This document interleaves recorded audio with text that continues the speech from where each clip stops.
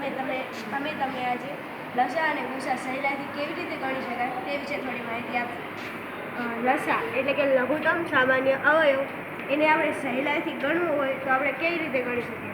અવયવ એટલે કે ઘડીઓ, ઘડિયામાંથી જે આપણે જેમ કે 5 અને 8 હોય તો એનો ઘડિયો બોલી લેવાનો પહેલાં 5, 10, 15, 20, 25, 30, 35, 40, 45 અને 50।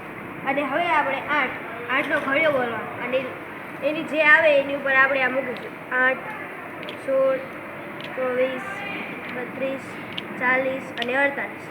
હવે આપણે આમાં જોઈ શકીએ કે 48 એ બંનેમાં સરખું આવ્યું અને 48 સિવાય બીજું કોઈ પણ કોમન આવ્યું નથી, એટલે 48 એ લસા 5 અને 8નો લસા છે।